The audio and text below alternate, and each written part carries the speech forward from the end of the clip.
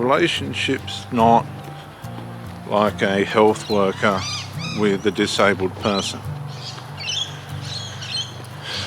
Relationship's about two people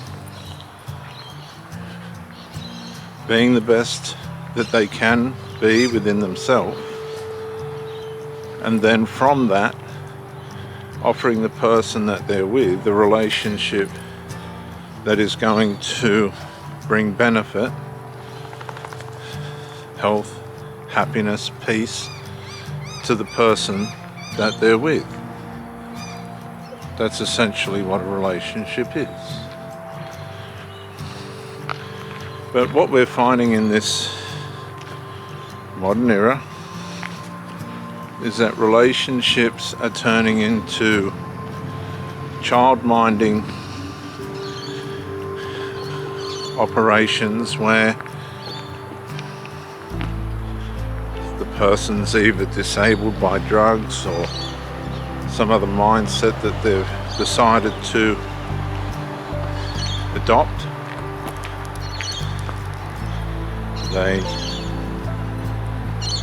Some idiots just put a bottle in the middle of the road. This is the mentality that we're living with today.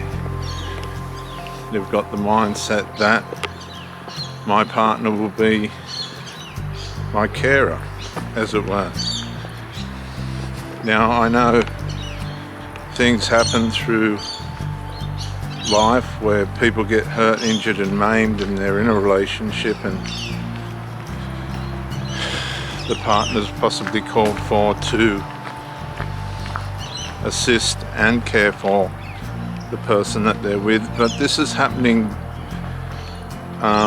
covertly in relationships now. What's happening is people are meeting people, be it they are predators or not, and they are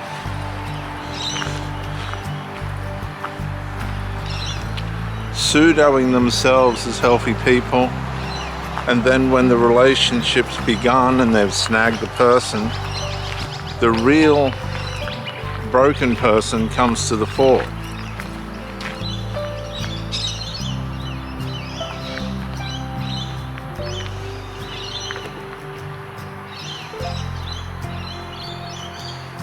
Come on, mate.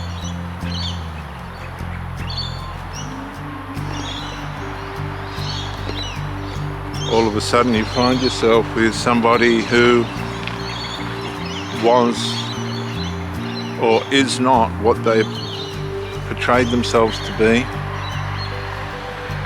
You're in a situation where you're got worries and concerns blasting out of your mind and your heart, telling you that something is most definitely seriously wrong with this person.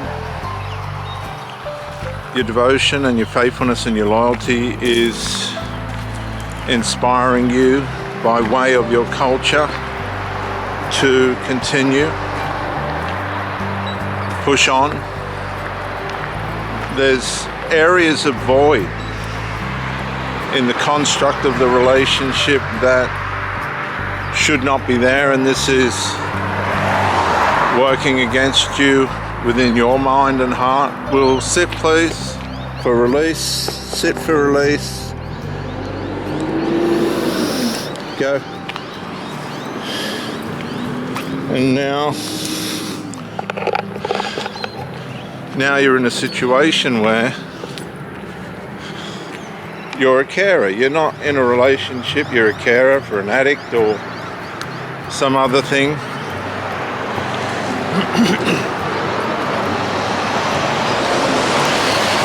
And it's troubling you, it's wearing you down. Sorry about that, viewers. But your devotion and your faithfulness and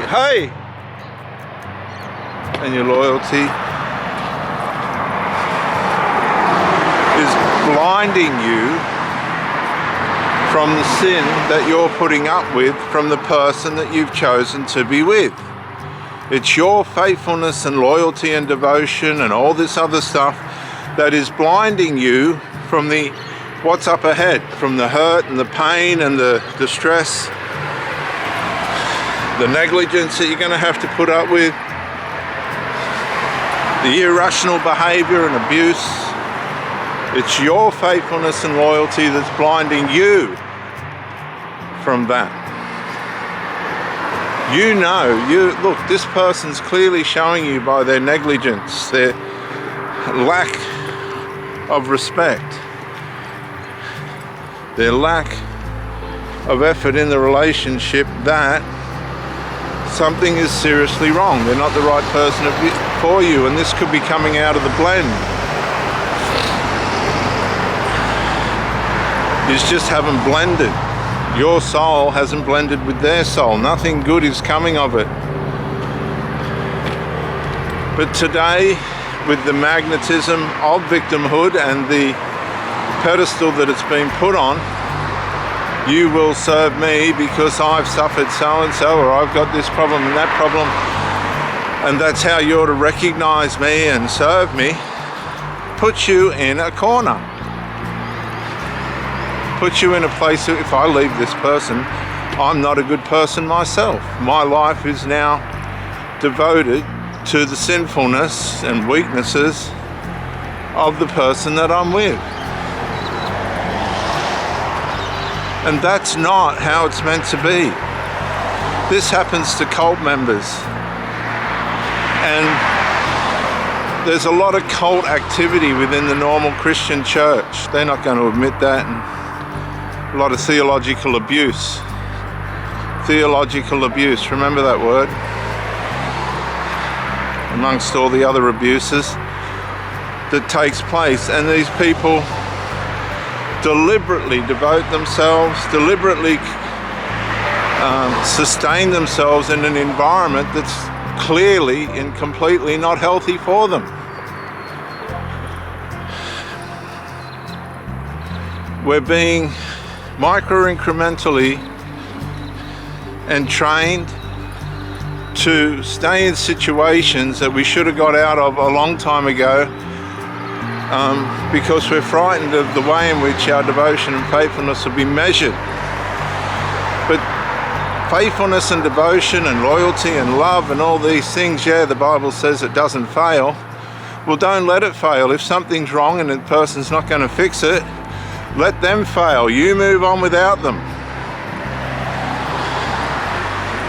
See, the covert sinner, the covert personality disordered person, they'll keep turning up.